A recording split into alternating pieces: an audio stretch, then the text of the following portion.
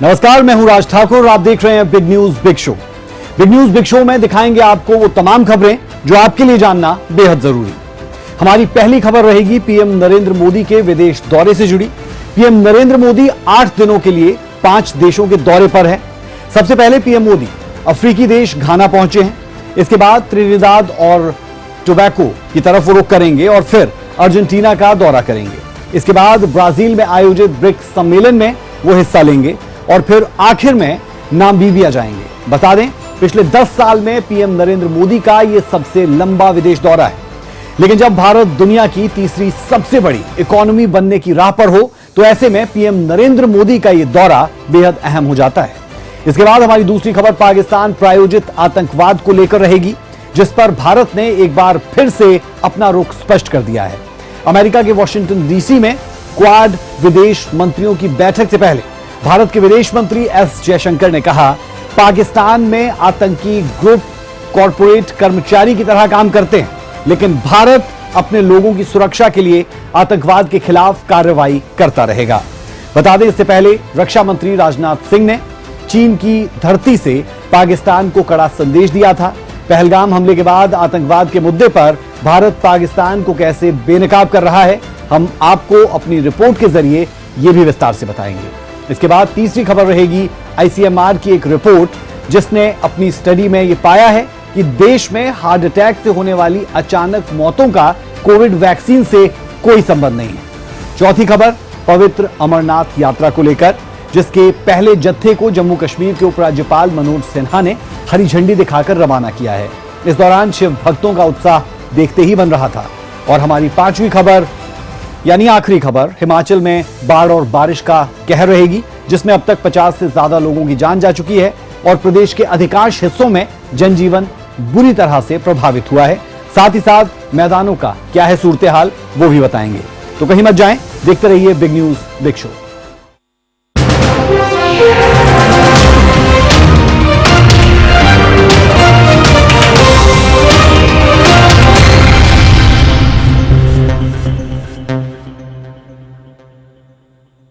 Big news में सबसे पहले बात पीएम नरेंद्र मोदी के विदेश दौरे की।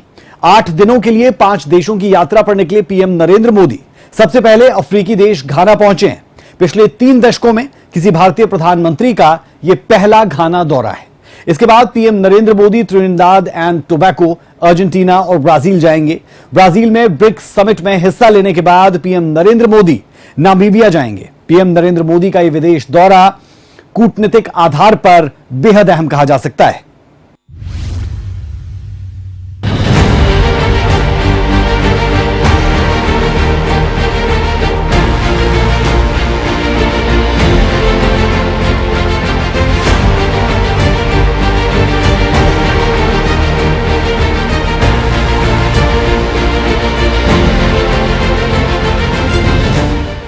भारत दुनिया में तेजी से अपना वर्चस्व बढ़ाने में जुटा है और इस लिहाज से पीएम मोदी उन देशों की यात्रा कर रहे हैं जिसकी अब तक अनदेखी की जाती रही है। बुधवार को प्रधानमंत्री नरेंद्र मोदी 8 दिनों के लिए 5 देशों की यात्रा पर है और इस दौरे में उन देशों को प्राथमिकता दी गई है जहां पिछले कई सालों से कोई भी भारतीय प्रधानमंत्री नहीं पहुंचा था। पीएम मोदी सबसे पहले अफ्रीकी देश घाना पहुंचे हैं, जहाँ एयरपोर्ट पर पीएम मोदी का जोरदार स्वागत हुआ। यहाँ पीएम मोदी घाना के संसद को संबोधित करेंगे और कई महत्वपूर्ण बैठकों में हिस्सा लेंगे। बता दें कि पिछले 30 सालों में भारत का कोई प्रधानमंत्री पहली बार घाना दौरे पर है। लेकिन सवाल यह है कि पीएम मोदी ने अपनी यात्रा की शुरुआत घाना से क्यों की? पीएम मोदी के घाना दौरे से भारत को क्या हासिल होगा? तो बता दें कि घाना पश्चिम अफ्रीका में सबसे तेजी से बढ़ती अर्थव्यवस्थाओं में से एक है और भारत का एक महत्वपूर्ण व्यापारिक साझेदार भी है।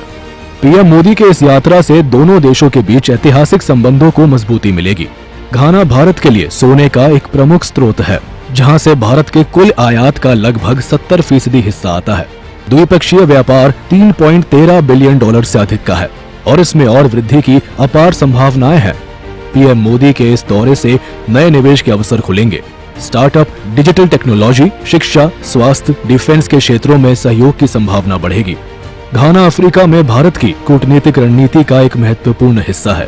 पीएम मोदी का ये दौरा अफ्रीकी महाद्वीप में अपनी स्थिति को मजबूत करने और अफ्रीका के प्राकृतिक संसाधनों तक पहुंच सुनिश्चित करने में मदद करेगा।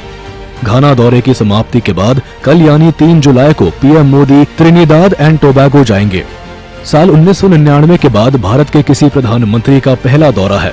त्रिनिदाद एंड टोबैगो में भारतीय मूल के लोगों की बड़ी आबादी है, जो कि 19वीं सदी में भारत से गए प्रवासियों के वंशज है। पीएम मोदी के इस दौरे से भारत को कैरेबियाई देशों में अपने संबंध मजबूत करने में मदद मिलेगी। इसके बाद पीएम मोदी 4 जुलाई को अर्जेंटीना पहुंचेंगे। बता दें कि अर्जेंटीना दक्षिण अमेरिका का एक महत्वपूर्ण देश है और भारत को इस क्षेत्र में कूटनीतिक और आर्थिक महत्व प्रदान करता है। पीएम मोदी के इस दौरे से आपसी सहयोग को बढ़ाने में मदद मिलेगी। इसके बाद पीएम मोदी 5 से 8 जुलाई तक ब्राजील में रहेंगे। यहाँ पीएम मोदी 17वें ब्रिक्स शिखर सम्मेलन में हिस्सा लेंगे। यह शिखर सम्मेलन भारत के लिए बेहद महत्वपूर्ण है, क्योंकि इसमें विकासशील देशों के आपसी सहयोग और वैश्विक मुद्दों पर बातचीत होती है। बता दें कि ब्रिक्स देश दुनिया के 49.5% हिस्से का प्रतिनिधित्व करता है। दुनिया के जीडीपी का करीब 40% हिस्सा ब्रिक्स देशों के पास है। विश्व व्यापार में 26% हिस्सा ब्रिक्स का है। भारत के लिहाज से ये ब्रिक्स सम्मेलन इसलिए भी अहम है क्योंकि इस समय अमेरिका के साथ व्यापार पर भारत की तनातनी चल रही है और ऐसे में ब्रिक्स सम्मेलन के जरिए भारत की बढ़ती ताकत दिखेगी। इसके अलावा आतंकवाद के मुद्दे पर भारत ब्रिक्स देशों को एकजुट करने की कोशिश करेगा। साथ ही ये ब्रिक्स सम्मेलन इसलिए भी अहम है क्योंकि अगले साल ब्रिक्स को मेजबानी भारत को करनी है। भारत इस समय तेजी से अपनी अर्थव्यवस्था को आगे बढ़ाने में लगा है और पीएम मोदी ने साल 2047 तक भारत को दुनिया की तीसरी बड़ी इकोनॉमी बनाने का लक्ष्य रखा है, जिसमें ब्रिक्स के सहयोगी देशों की बड़ी अहम भूमिका होगी। लोकल करेंसीज में व्यापार और सुगम रूप से क्रॉस बॉर्डर पेमेंट से हमारा आर्थिक सहयोग सुदृढ़ होगा। भारत द्वारा बनाया गया यूनिफाइड पेमेंट्स इंटरफेस यानी यूपीआई भारत की एक बहुत बड़ी सक्सेस स्टोरी है। इसे कई देशों में अपनाया गया है। पिछले वर्ष हिज हाइनेस शेख मोहम्मद के साथ मिलकर हमने इसे यूएई में भी लॉन्च किया। अन्य ब्रिक्स देशों के साथ भी इसमें सहयोग किया जा सकता है। फ्रेंड्स, भारत ब्रिक्स के अंतर्गत सहयोग बढ़ाने के लिए पूरी तरह से प्रतिबद्ध है। हमारी विविधता और मल्टीपोलरिटी में हमारा दृढ़ विश्वास हमारी ताकत है। ब्राजील में आयोजित ब्रिक्स सम्मेलन के बाद पीएम मोदी 8 जुलाई को नामीबिया जाएंगे। आजाद भारत के इतिहास में ऐसा तीसरी बार होगा जब कोई भारतीय प्रधानमंत्री नामीबिया के दौरे पर जाएगा। नामीबिया के साथ भारत के रिश्ते खनन, ऊर्जा और कृषि क्षेत्रों में है। नामीबिया दौरे के बाद पीएम मोदी स्वदेश लौट आएंगे। आपको बता दें कि पिछले 10 साल में पीएम मोदी पहली बार इतने दिनों के विदेश दौरे पर गए हैं। ब्यूरो रिपोर्ट, सूर्य समाचार।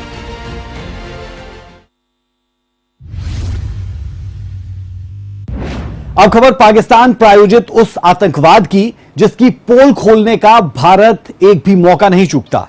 अमेरिका के वॉशिंगटन डीसी में क्वाड विदेश मंत्रियों की बैठक से पहले मीडिया से मुखातिब हुए भारत के विदेश मंत्री एस जयशंकर ने कहा कि पाकिस्तान में खुलेआम आतंक की फैक्ट्री संचालित होती है, जो भारत समेत दुनिया के लिए बड़ा खतरा।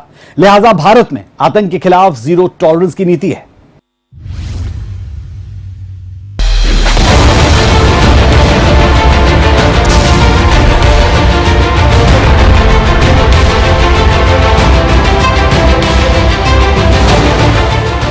आतंकवाद के खिलाफ भारत की नीयत और नीति दोनों स्पष्ट है कि किसी भी सूरत में आतंकी और उसके आकाओं को बख्शा नहीं जाएगा। भारत ने विदेशी धरती से एक बार फिर पाकिस्तान को कड़ी फटकार लगाई है और दुनिया को बताया है कि कैसे पाकिस्तान में खुलेआम आतंक की फैक्ट्री संचालित होती है। दरअसल अमेरिका के वॉशिंगटन डीसी में क्वाड के विदेश मंत्रियों की बैठक थी, लेकिन इस बैठक से पहले भारत के विदेश मंत्री एस जयशंकर मीडिया से मुखातिब हुए। इस दौरान उन्होंने एक सवाल का जवाब देते हुए कहा कि भारत को अपने लोगों की सुरक्षा का अधिकार है और भारत इस अधिकार का इस्तेमाल करता रहेगा। पाकिस्तान को घेरते हुए एस जयशंकर ने कहा कि आतंकवाद के खिलाफ भारत ही नहीं पूरी दुनिया को जीरो टॉलरेंस की नीति अपनानी चाहिए। A word about terrorism in the light of our recent experience. The world must display zero tolerance. Victims and perpetrators must never be equated. And India has every right to defend its people against terrorism, and we will exercise that right. We expect our Quad partners to understand and appreciate that. India plans to host the next Quad summit. We have some proposals on how to make that productive. I'm sure so do our partners. We will discuss, and I'm sure we will agree. Once again, I thank Secretary Rubio for hosting us today, and I look forward to our discussions. Thank you. बता दें कि इससे पहले चीन की धरती से भारत के रक्षा मंत्री राजनाथ सिंह ने पाकिस्तान को आतंकवाद के मुद्दे पर घेरा था। आतंकवाद के मुद्दे पर भारत दुनिया को यह बताने में जुटा है कि भारत अब न्यूक्लियर हथियारों की धमकी से डरने वाला नहीं है और पाकिस्तान की हर हिमाकत का करारा जवाब दिया जाएगा। ब्यूरो रिपोर्ट, सूर्या समाचार।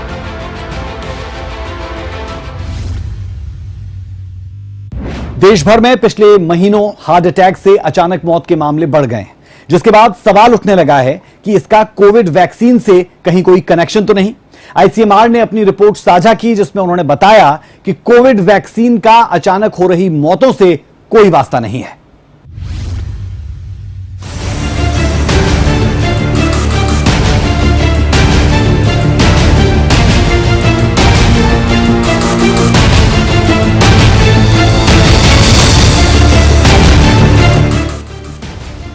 हार्ट अटैक से अचानक हो रही मौतें, जिम में एक्सरसाइज करते मौतें, शादी विवाह में डांस करते मौतें, उठते बैठते टहलते हो रही मौतें।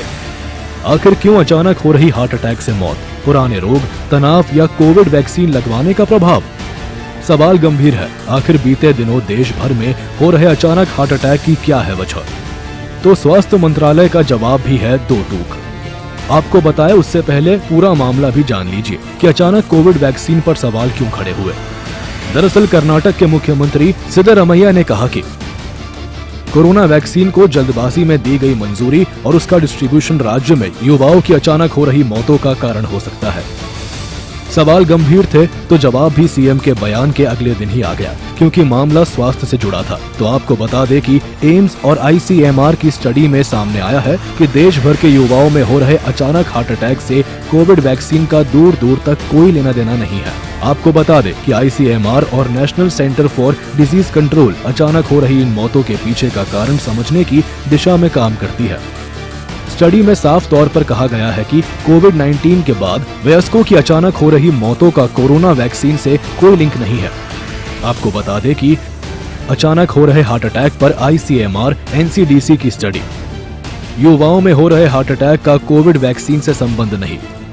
देश के 19 राज्यों और केंद्र शासित प्रदेशों के 47 अस्पतालों में मई से अगस्त 2023 के बीच की गई स्टडी, 18 से 45 साल की उम्र के स्वस्थ लोगों पर की गई स्टडी, जिनकी मौत अक्टूबर 2021 से मार्च 2023 के बीच हुई। आईसीएमआर एनसीडीसी अचानक हो रही मौतों के कारण समझने की दिशा में काम कर रही है। स्टडी में जीवन शैली और पूर्व की स्थितियों को अचानक हो रही मौतों का प्रमुख कारण माना गया है। बहरहाल वैज्ञानिकों और सरकार ने कहा है कि बिना किसी सबूत के वैक्सीन पर सवाल उठाना खतरनाक हो सकता है। इससे लोगों में डर फैल सकता है और वैक्सीन लेने से हिचकिचाहट हो सकती है, जो कि देश की सेहत के लिए ठीक नहीं है। लिहाजा जरूरी है कि पूरी तरह से वैज्ञानिक रिसर्च और तथ्यों पर ही विश्वास किया जाए, जिससे देशवासियों के सेहत की देखभाल भी की जा सके। ब्यूरो रिपोर्ट, सूर्या समाचार।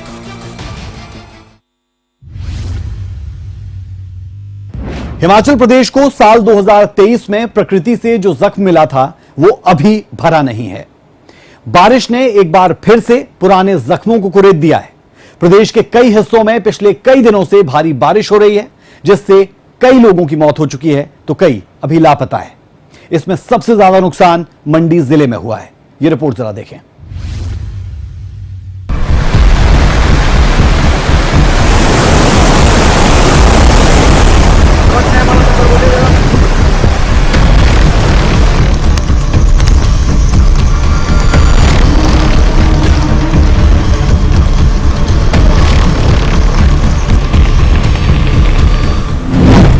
हिमाचल प्रदेश में आपदा।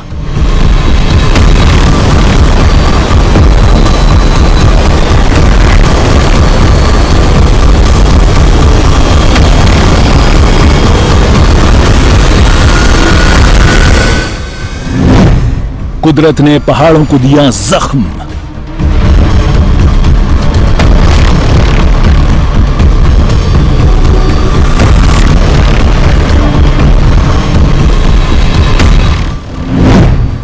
भयानक तस्वीर से सहमा हिमाचल।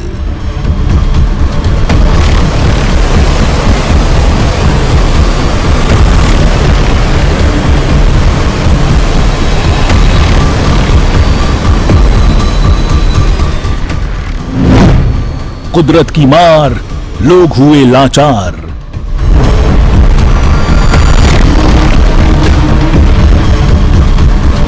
कुदरत ने एक बार फिर से हिमाचल प्रदेश को जख्म दे दिए हैं। पिछले जख्मों के निशान अभी तक गए नहीं थे, लेकिन ताजा निशान कुदरत के पहाड़ों पर देखने को मिल रहे हैं।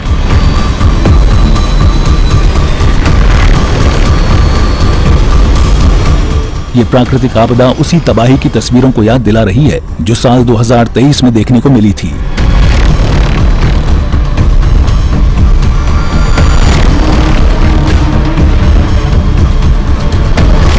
हिमाचल प्रदेश में भयंकर बरसात का दौर जारी है। इस बीच कहीं बाढ़ तो कहीं भूस्खलन, तो वहीं बादल फटने से तबाही का मंजर देखने को मिल रहा है। हिमाचल में भारी बारिश से तबाही हुई है। 11 दिनों में हिमाचल में 51 लोगों की मौत की खबर है। कई जिलों में बारिश का अलर्ट जारी हुआ है।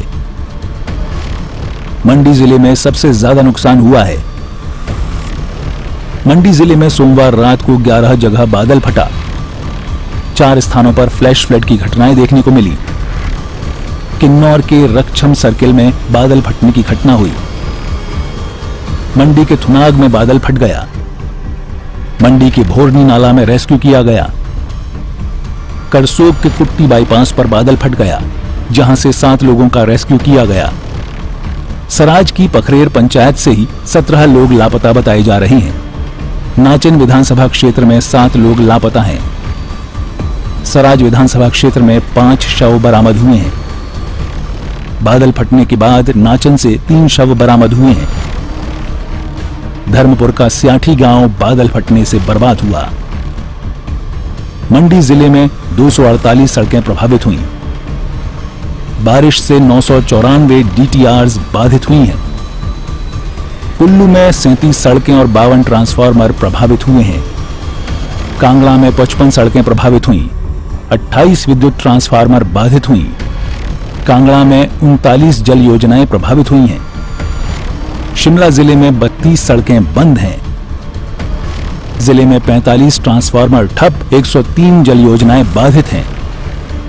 सिरमौर में 35 सड़कें बंद, 350 डीटीआर्स बाधित हैं। चंबा में 6 सड़कें बारिश से प्रभावित हैं। हमीरपुर और ऊना में 4 सड़कें अवरुद्ध हैं।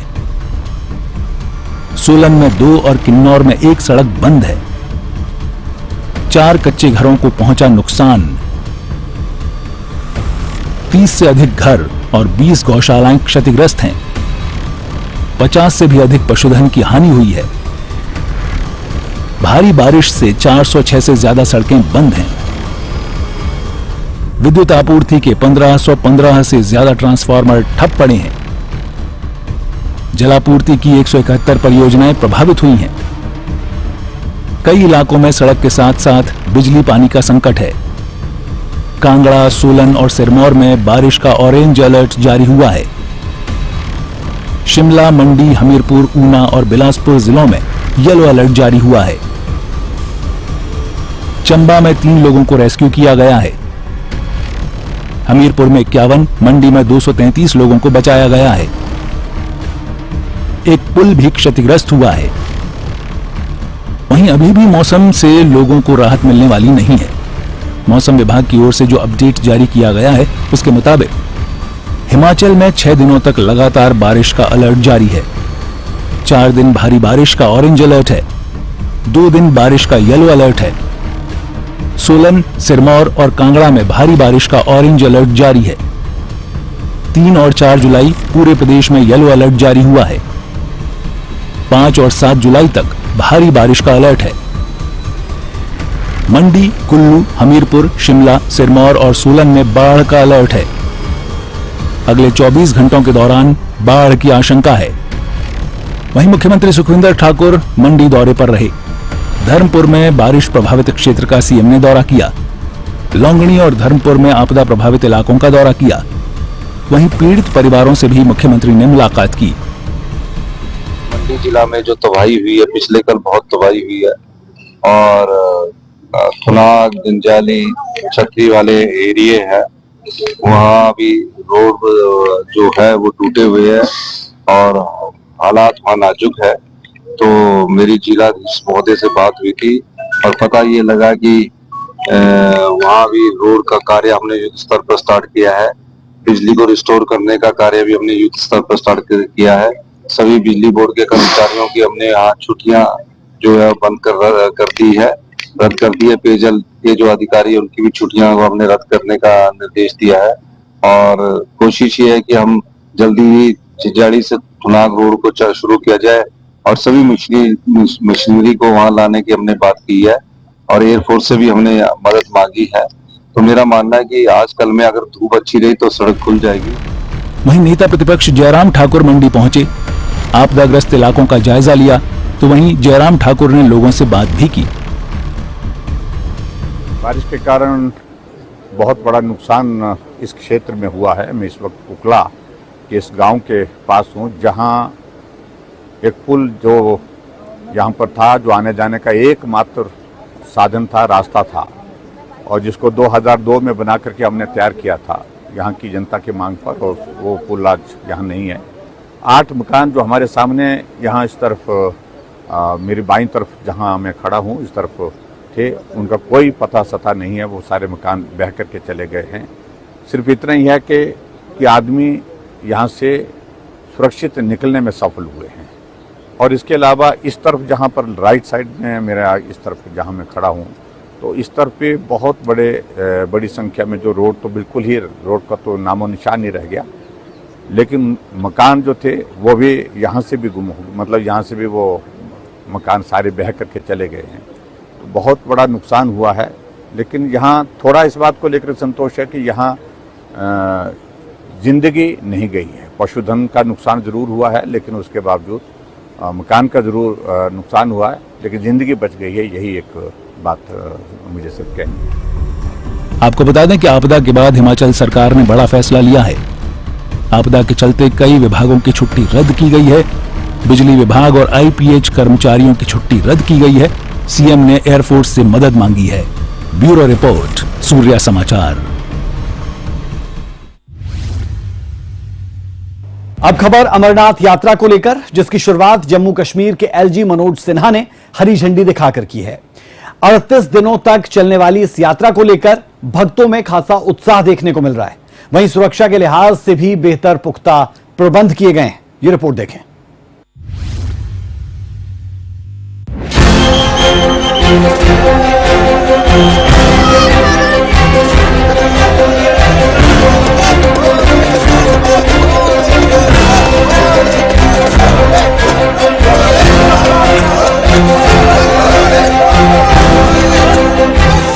बम बम भोले की जयकारों के साथ अमरनाथ यात्रा की शुरुआत हो चुकी है।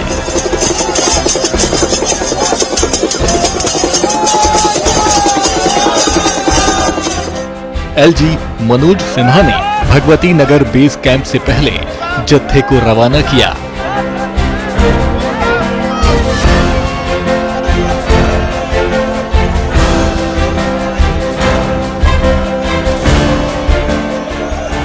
इस दौरान पूरी फिजा में हर हर महादेव के जय घोष से गूंज उठा।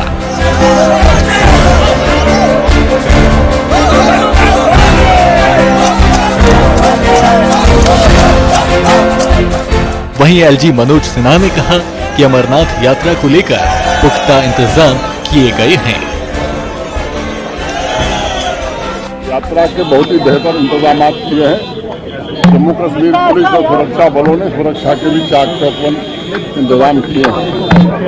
जो उत्साह दिखाई पड़ रहा है देश भर के कोने कोने से जो लोग आए हैं, लग रहा है कि जम्मू शहर में फिर से नया मेला लग गया है।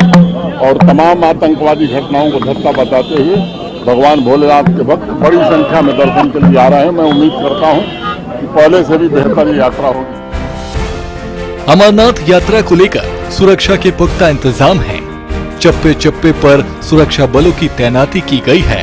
रामबन के विधायक अर्जुन सिंह ने कहा कि अमरनाथ यात्रा में भक्तों की भीड़ ये बताती है कि आतंकी हमले आपसी भाईचारे को कभी खत्म नहीं कर सकता। भोले बाबा की जो उनका दर्शन के लिए आज जो है पहला जत्था जो है रवाना, और आप देख रहे होंगे कि किस तरीके से रामबन एडमिनिस्ट्रेशन ने, जिला इंतजामिया ने जो है इनके लिए भव्य जो है इंतजाम किया हुआ था। लंगर वालों ने बड़ा बेहतरीन इंतजाम किया हुआ था, और यही हम उम्मीद करते हैं कि भोले बाबा सब पर जो है अपनी कृपा बना के रखें, और खासकर इस जम्मू कश्मीर पर जो है जिस तरीके से इन्होंने पिछले महीने में जो पहलगाम में वैसा घटना हुई थी, ये आज यात्रा उस आतंकी घटना को एक बहुत जवाब है कि जिस तरीके से उन्होंने, उनके मंसूबे थे कि उन्होंने एक भाईचारा को खत्म करने की कोशिश की थी, उन्होंने यहाँ की सभ्यता को ठेस पहुंचाने की कोशिश की थी। तो ये यात्रा जो है ये एक करारा जवाब है उन लोगों को जिन्होंने इस तरीके की घटना किया था। अमरनाथ यात्रा को लेकर शिव भक्तों में काफी उत्साह देखने को मिला। जत्थे में शामिल श्रद्धालुओं ने कहा कि हमारी आस्था से बड़ा डर नहीं हो सकता। नहीं, कोई डरने वाली बात नहीं है। बाबा से मिलने आओ, बाबा हमेशा साथ में है, कोई डरने वाली बात नहीं है। बहुत अच्छी सिक्योरिटी है हर जगह से, कोई डरने वाली बात नहीं है। हमने प्लान किया था कि हमें पहले उसमें ही जाना है, पहले जत्थे में ही जाना है, हमें बाबा के दर्शन करने हैं। हमें कोई डर तो था ही नहीं, क्योंकि हमें पता है कि मतलब बाबा हमारे साथ हैं और सिक्योरिटी पूरी अच्छे से है, तो हमें किसी चीज का कोई डर नहीं था। हम बड़े दिल खुश होकर आए हैं कि हमें कोई डर नहीं है, बाबा हमारे साथ है। बता दें कि 38 दिन तक चलने वाली यात्रा पहलगाम और बालटाल दोनों रूटों से होगी। यात्रा का समापन 9 अगस्त को रक्षाबंधन के दिन होगा। पिछले साल यात्रा 52 दिन चली थी और 5 लाख श्रद्धालुओं ने पवित्र गुफा के दर्शन किए थे। इस साल अब तक 3.5 लाख से ज्यादा तीर्थयात्री रजिस्ट्रेशन करा चुके हैं। ब्यूरो रिपोर्ट, सूर्या समाचार। बिग न्यूज बिग शो में अभी के लिए हमारा और आपका साथ इतना ही। मुझे मेरी पूरी टीम को दीजिए इजाजत। खबरों का सिलसिला सूर्या समाचार पर बदस्तूर जारी है। नमस्कार।